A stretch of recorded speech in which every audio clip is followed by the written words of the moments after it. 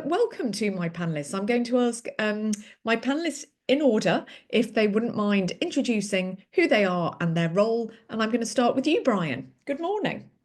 Good morning, Emma, and it's a pleasure to be here. My name is Brian Keane. I'm a director at Indeed. Specifically, I work in our SBS department, which caters for small businesses, and I manage across our UK teams. So we would engage with over 100,000 small businesses annually, helping them to promote their open roles. Beautiful. Welcome, Brian. And Kirsty.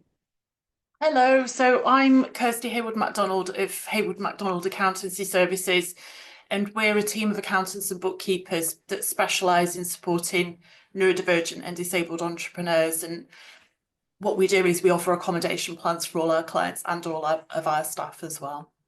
Lovely. Welcome, Kirsty. Jeremy. Hi, Emma. Hi, everybody.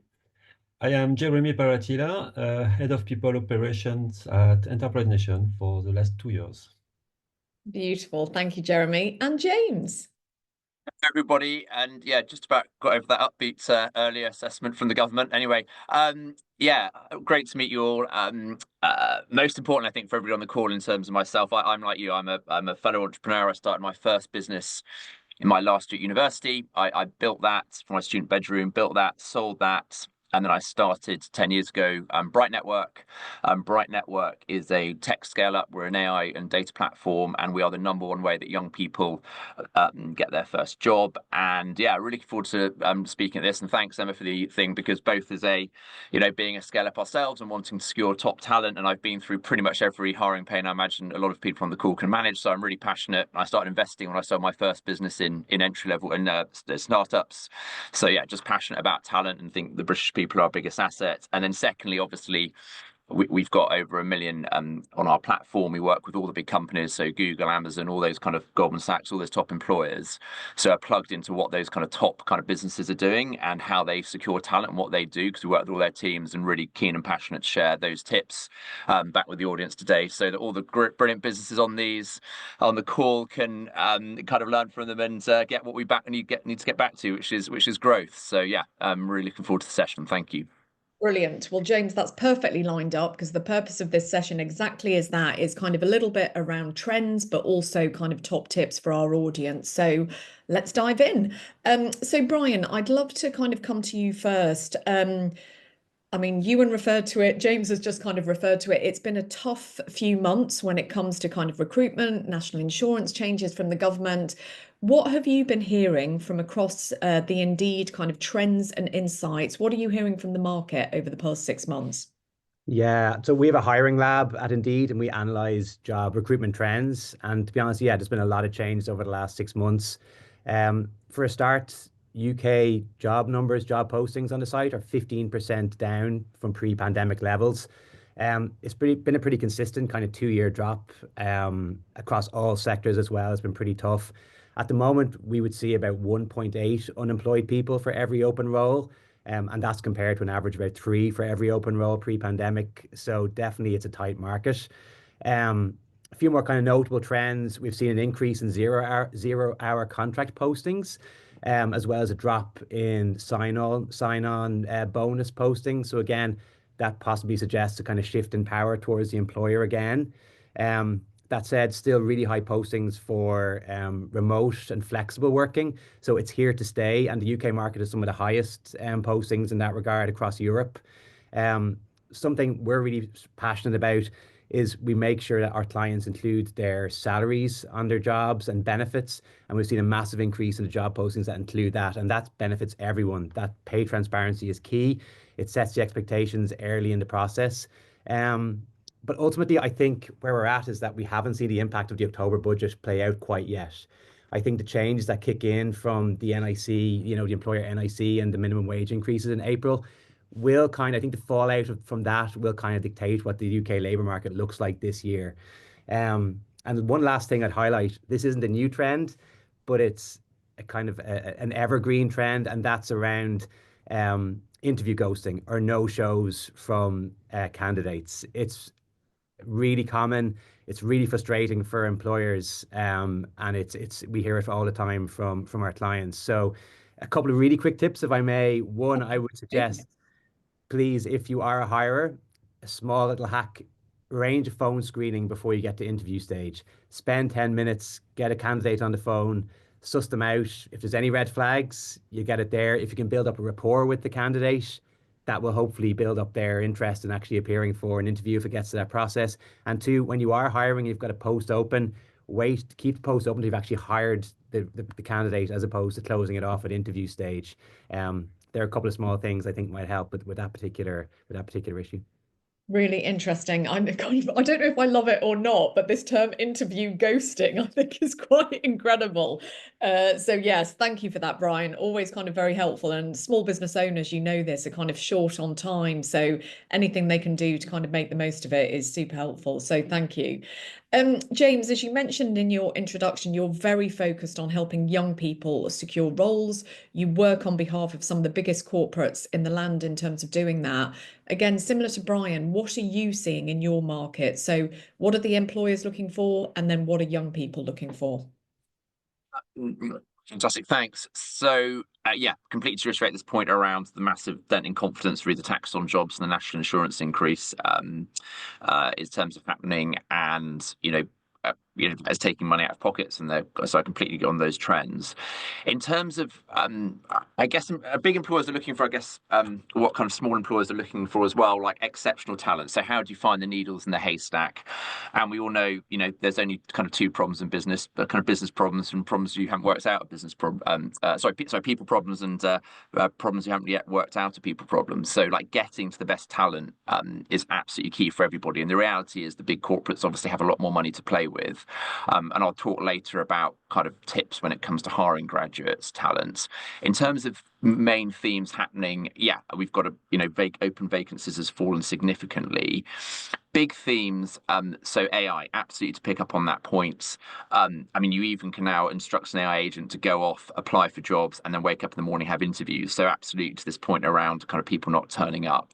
And the focus on quality, look, it's gone from where talent had the reins when there was kind of massive talent shortages, and now businesses kind of have more power, and you're seeing there just real focus on quality and performance. I think that kind of upping of, in a market like this where it's gone from an oversupply of jobs to an oversupply of candidates, everybody, and actually it's a nice one for us if we're really thinking about how we get back to, as a country, kind of where we want to be, like we've got to be competitive and we've got to be performing. So kind of real focus on performance, I think, in terms of making sure that the bar of quality is super high in terms of hiring and also kind of management. Another big theme obviously that's happening is back to the office. Interesting. It's a massive debate. Everyone will have our own kind of personal thoughts on it. But that is a big thing that's happening. I think ultimately big businesses are getting people back into the office. They are making the conclusion. We can all have, it's been fascinating to go through because we'll have our personal view about how we feel. Like I do 4 days in, a day remote to kind of get some desk work done.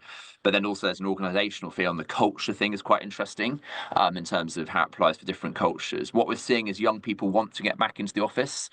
Running Bright Network here, our headcount's about 100. We basically ask people to be in 2 days, but actually people seem to be doing more than that. And actually we're getting back to probably what a lot of us remember in the good old days about, going in, have a good time, interacting with people in the office, and the younger generation kind of seeing how that works. And I think they're getting a bit bored of, working at home, and obviously that still has benefit. And the other big one there is, to this issue about applications. So in our market, which is graduates, used to be 80 applications per graduate role. Obviously, graduates are making multiple applications. That's now gone to 140 applications, so a massive surge. And that is because students are using AI, so it's easier to smash out applications. And for every candidate, it's easier to smash out applications. So I agree with the point was made from Brian around top of the funnel screening. So I think the more you can screen talent at the top and work out a way to do that versus not wasting time. And then secondly, kind of a tighter job market. But all I'd say as well is the other thing that is happening is for top candidates, everybody wants top quality candidates. So that is still there. And as small businesses, you have a brilliant opportunity. I think what we see the best businesses do is the business get involved. They don't outsource it to HR. They don't outsource it to, they really get involved. So in our market, the thing that really stands out will be working with like 20 banks or whatever, but the top banks in their industry, they get really hands-on. So yeah, just make sure you prioritize is what I'd say. Really interesting. And I loved your comments about return to work. And in fact, I'm going to go to Jeremy because maybe 100 times I would say to Jeremy, because at Enterprise Nation, we're not enforcing anything and we have a very young team. And many times I would say to Jeremy, are we getting this right? Should we force everyone back in? But Jeremy, kind of talk us through, because as James and Brian said, kind of small businesses need to stand out in this competitive kind of market for talent. Talk us through some of the things you have done at Enterprise Nation to try and encourage people, top talent, to come to what is a small business when potentially they've got options of looking at much bigger companies. I think we have been focused on the last 2 years on how to make Enterprise Nation a great place to work. It was really an ambition from the senior leadership team. And I think before going out looking for talent, you need to work internally and be sure you have the right foundation to attract these talents. So I would say my first point would be around company purpose. And I don't take the credit for that. It's you, Emma, who won this. At Enterprise Nation, we do a monthly team meeting. And you start these meetings reminding everybody the mission and the values of the company. And as much as you might feel you repeat yourself, I think this is really important, and not only for the new joiners, but for people who are here for 3 years. Because I sincerely believe that employees today want to work for companies with a strong mission and missions that align with their personal values. So I would advise new businesses who are here today to take time to define a clear and compelling company purpose, and then to communicate it often. Just a note too, at Enterprise Nation, we included our mission and values in our job description.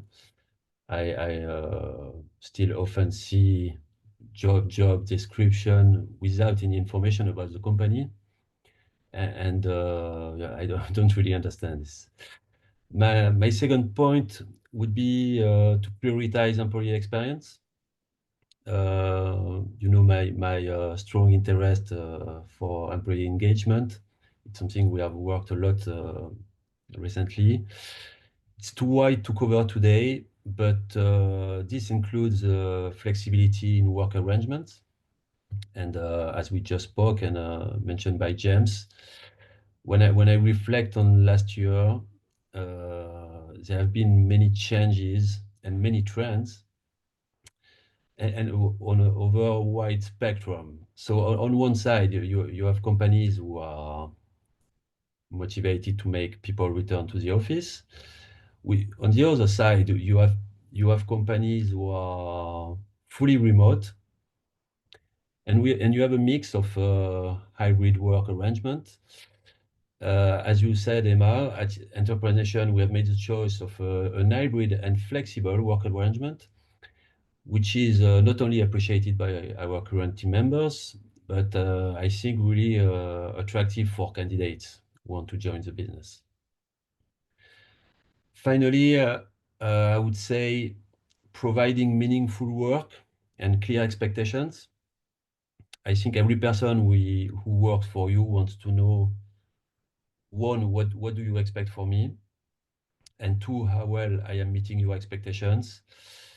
And we have worked a lot at Enterprise Nation on performance management program. We have implemented a people management platform. We have implemented a goal setting framework, objective and key results for increased transparency and accountability. I believe employees are more engaged when they understand how their work contributes to the business goal and success, which is linked to my first point around the company mission. Love it. Amazing. Thank you, Jeremy. Beautifully succinct. And just to share, Jeremy has implemented a tool called Lattice. So if it's at all helpful to those on the call, that's kind of the particular software that we use to keep track of all of those good things that Jeremy just mentioned. So huge thank you for that. Kirsty, to you, would love to hear how you go about hiring. So you take a very inclusive approach. So would love to hear your thoughts on how you do it and your top tips. Thank you. So yeah, we come at this from a small business angle and also very much an inclusive angle. Our whole business is about inclusion. And so when it comes to hiring, the attitude is a bit like Brian said, we want to get to the right person as quickly as possible. We want to get to the person that's the best fit. And that's more important. We can teach the technical stuff, but the best fit is really hard to teach. So we've completely changed our recruitment process to make it easier for people to apply for all our positions. And we make it clear from the off that we welcome applications from marginalised groups and people with disabilities when we advertise that, so that people aren't worried about, do I have to declare if I'm disabled or not? We don't use application forms anymore, so you can email your CV in, or you can do a video or a voice note with the contents of your CV if you're struggling to put it together or don't like the look of it. We just want the detail from your CV, really. If you're shortlisted, you'll get questions in advance. We're not trying to catch you out. We want to see the best of you. You'll be asked if you need any accommodations, and it's more like an informal chat to try and take some of the nerves away. We offer like a traffic light card system for anyone that has any communication or processing speed needs. So, they can hold up a card and say, red, I just need a moment for whatever reason. Amber is I'm following, but I need time to process, and green is we're good to go. We say, we welcome you to bring a support worker or a friend along as well for moral support, and wear what you like. We don't mind what you look like, just be comfortable. In return, we do have a completely virtual team, so we offer virtual working and flexible hours as well, subject to core hours for the business, but other than that, flexible. We introduced a cash plan and private healthcare now, and we have a 24/7 employee assistance plan, so they've got access to 24/7 counselling or emergency support for mental health. We do group and individual coachings, which has been one of the best things we've done. It's been fantastic. Helps us work together, but also people that don't want to discuss things in the group coaching, they can do that in the individual sessions.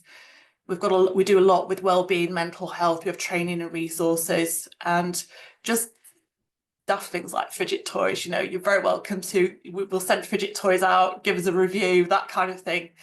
If you're successful, we tell you from the off, we'll help you with any access to work applications. We'll also provide a personalised accommodation plan at the induction stage. So right from the off, we want you to know that you're supported. And that's regularly reviewed as well to make sure we've got it right and tweaked if it's not right. In terms of there's been an inclusive place to work when you sort of join the team.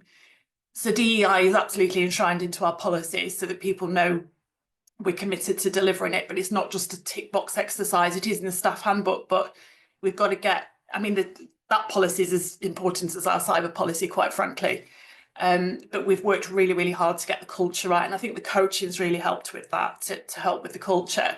But in a practical sense, we include the whole team in any major decisions in the business. We've got full transparency as well. So they feel involved, they feel heard. We are a team, we've got each other's backs. It's all about collaboration and not competition. And everyone pitches in to help if someone's struggling. And we say, please do say if you're struggling. We celebrate diversity as well, this out of box thinking that we have in the team, and we really celebrate that because there's such value in it. We've also in the past done job swaps, which have been really useful. So it gives us empathy for each other for the jobs that we have to do. It shows people's strengths. It also shows special interests, which we also, as far as possible, say, please do pursue that, because then we can offer expert help in certain areas. And again, we offer training and progression programs as well internally, so people can progress if and when they're ready. We try to support that.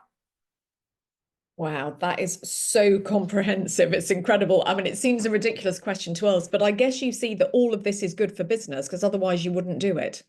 Very much so. It is the core value for the business, but there's so many strengths from people are sometimes overlooked for jobs, but there's so many strengths.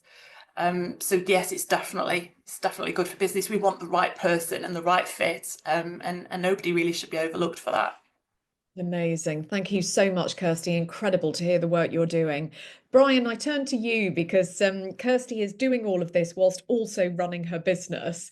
What advice would you give to businesses who are thinking, do I need to get dedicated HR specialist advice in-house, or can I do it myself? What is your thought on that? Yeah, I don't think there's a one size fits all solution for this, to be honest with you. I think it comes down to how complex your HR needs are. Um, are you recruiting a lot? Are you struggling to deal with the HR issues that you're facing? I think HR as a career has become a lot more complex in the last 10, 15 years. Um, are there shortfalls in your knowledge around employment law, etc.? So I think answering those questions probably dictates what move you make. And then you decide if you want to, hire in-house or do you outsource it? If it's the latter, there are lots of options. If you are bringing somebody in-house, it is an extra resource and is an extra salary. You might need to upgrade your HR software, etc.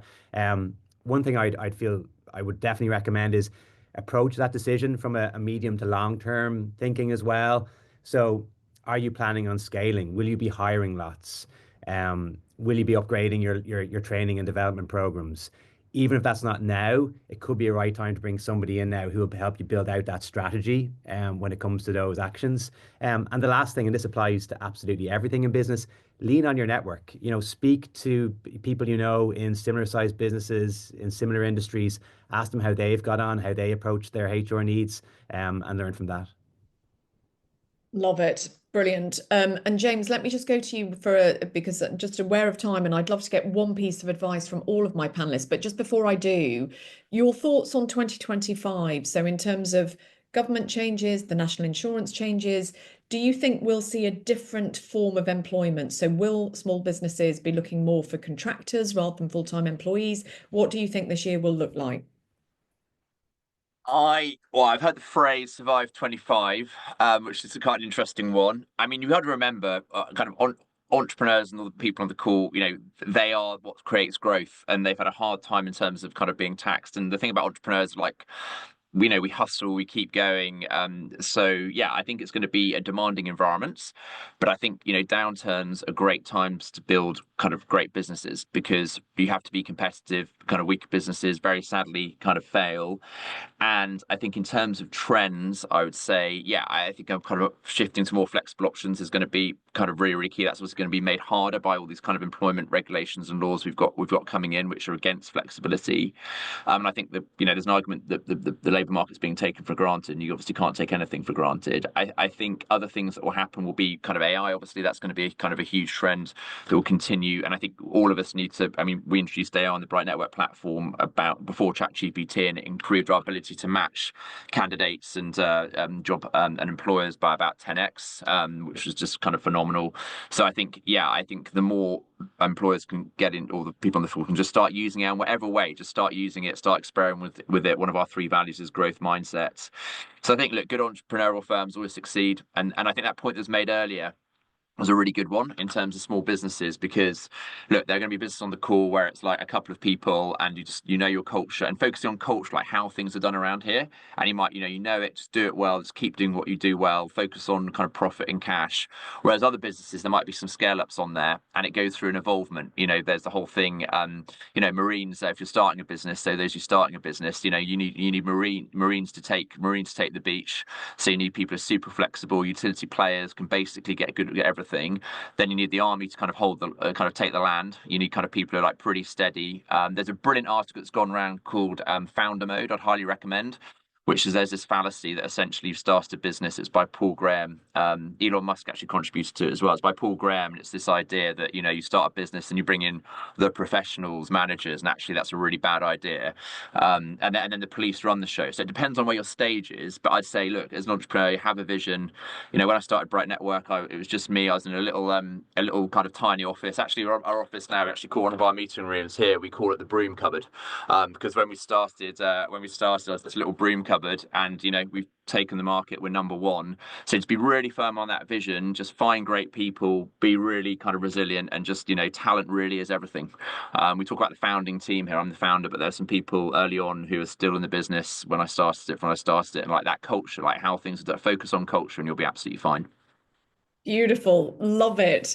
Brian, I'm going to turn to you for final words with your one top tip for small businesses who are looking to hire in 2025. I love this phrase, survive 2025. I've never heard of that. But Brian, final thoughts. Yeah, I love that too. Mine is maybe a bit general, but it's something I feel really passionate about, and that is approaching your recruitment in terms of being an investment and not a cost. And what I mean by that is the cost of recruitment is losing money while you're waiting to fill or backfill a role. The cost of recruitment is hiring the wrong candidate, train them up and then they're out the door and you're back to square one. And the cost of recruitment is really not allocating, money in the correct way. Recruitment should be an investment. You're investing in the future of your business. So it's twofold. It's investing time. It's investing in your, putting yourselves in the shoes of a job seeker. What can you offer as a recruiter? Investing in time in terms of the onboarding, in terms of the training and development, etc. But also investing funds correctly to make sure it is such a competitive market, to make sure you're allocating funds correctly that is promoting the job to get in front of the right audiences. And that those kind of things, that kind of mindset really gives your recruitment chance the best chance of succeeding. Love it. Amazing. Thank you so much. Superb panelists, and a real feeling that making that investment will pay off, because all of you, I think, are convinced that people is the greatest asset that a business has. I totally agree with that. So you want to give it its all. So huge thank you to my panelists for this first panel session, to James of Bright Network, a beautiful organisation helping young people find roles, Jeremy, who's done incredible work at Enterprise Nation to hopefully make sure our team feel happy, understand expectations and motivated, to Brian, who's running great things at Indeed, which is hugely helping small businesses find the talent they're after, and Kirsty, who is doing an incredible job at attracting diverse talent into her own business. Huge thank you to all of you as panelists. Thank you so much.